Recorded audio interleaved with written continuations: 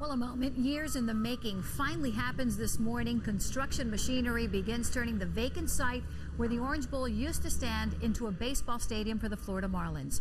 But nothing about the ballpark deals has ever come easy. This time there was drama surrounding financing for the project, not resolved until a few hours before work began. The story tonight from political reporter Nick Bogert. Just 30 or so workers begin doing site prep work, grading the 17 acres where the Marlins ballpark will stand in 3 years. As opening day 2012 draws closer, the workforce here will grow. You'll probably see anywhere between 1,000 and 1,300 employees during the peak phase of this work. But even this modest beginning didn't happen without last-minute drama. We're short $6 million.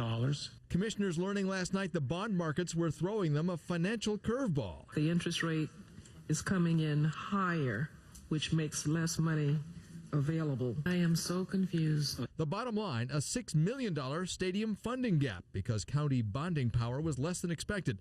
The Marlins pledged to fill the hole. Are you going to put in $6 million, yes or no? If required, yes, through the chair. You will put $6 million. If that's what it takes to build the stadium for the project, we'll put in 10 million or 20 or 30 or 40 or 50 or 100.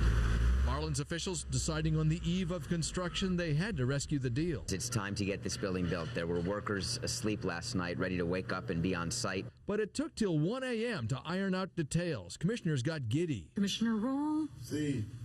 Commissioner Sejas. We. Commissioner Sorensen. No. Critics called the funding gap a warning sign that rising interest rates may spell trouble. I still think that we are putting the general fund at risk. Commissioner Jimenez is just trying to scare people again.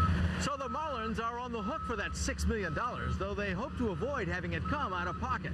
They hope there are ways to absorb the hit during construction. And you do have a continuing recession. You're also going to have lower costs of labor and materials. And the Marlins VP in charge of stadium development says there are a million ways to trim costs along the way. A $500,000 fountain in the original plans has already been dropped, for instance. We might go with a different type of seat to save some money. Claude Delorme pledges design trimming will not result in anything less than first class. The Marlins will invite the public out for a ceremonial groundbreaking on this site on July 18th. Open to the public, free. There's going to be food. There's going to be activities. By the end of the month, the stadium should start rising from the ground. By opening day 2012, it has to be ready to host what team officials hope will be energized hordes of Marlins fans. Nick Bogert, NBC6.